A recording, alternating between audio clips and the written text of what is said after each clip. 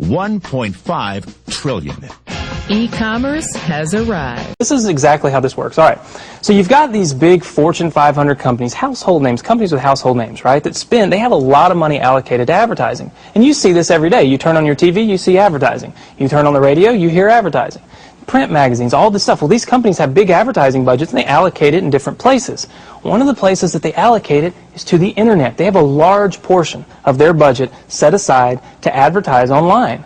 And so what I did was I went to them and I said, look, would you pay me to advertise for you? Would you pay me if I send you a customer? And they said, yeah, it made sense. Think about it.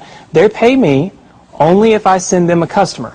It's results-oriented. Right. It's performance-based. It made a lot of sense to them. Instead of paying to be seen, they're paying for customers, right? So they allocate a large portion of their budget to advertising this way. And what I do is I go promote these companies. I don't have to work against them. I don't have to build a business and try to compete with these monster companies. I work with them. They've already got it going. Right. I'm helping them. I send them customers, and in turn, they send me a check. They pay me for sending them customers. So they're elated. You know, when they get a new customer, they're excited. They don't mind paying me. Let me tell you something you already know. The world ain't all sunshine and rainbows. It's a very mean and nasty place, and I don't care how tough you are, it will beat you to your knees and keep you there permanently if you let it. You, me, or nobody is going to hit as hard as life. But it ain't about how hard you hit. It's about how hard you can get hit and keep moving forward. How much you can take and keep moving forward. That's how winning is done.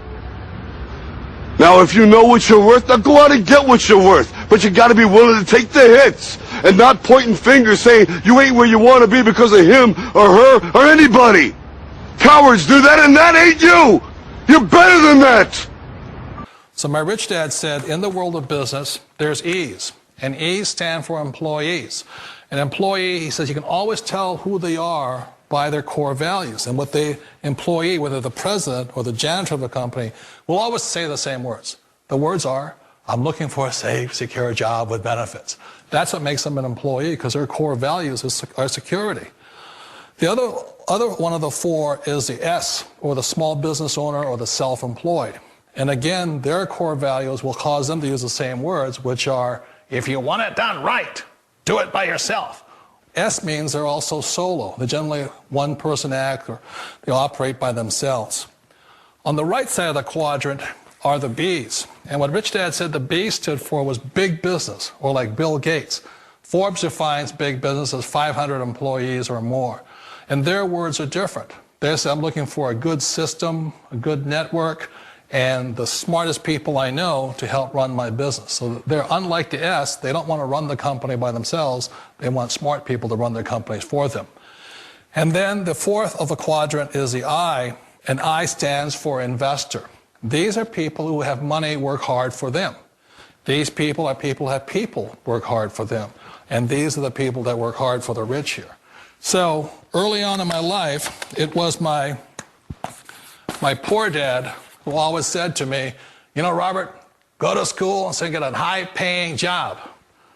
And so my poor dad's core value was to be an employee. He wanted job security, promotions, a steady paycheck, and all this. And so it was my rich dad who said to me, he says, you know, Robert, if you really want to be rich, learn to build businesses. It made more sense to him to work hard to build a business, something you owned and something you could pass on for generation to generation to your kids. Whereas my poor dad said work hard, but my rich dad said, why would you work hard for something you'll never own and you can get fired from right away? Again, that was the difference in values. So my rich dad suggested I learn how to be a business owner and learn how to be an investor.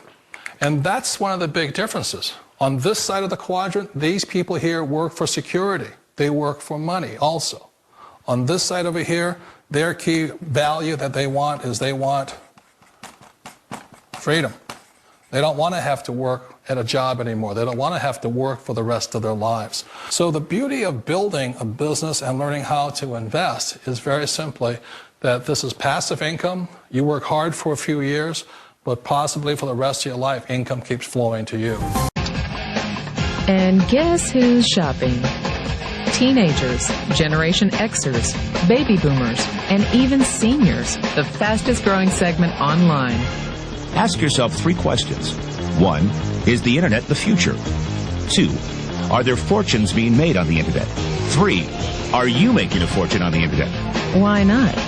Because fortunes are being made now. 24 hours a day, 7 days a week, 365 days a year. The 40 richest people under the age of 40? Guess what? Over half of them made their fortunes on the Internet. And believe it or not, you could too.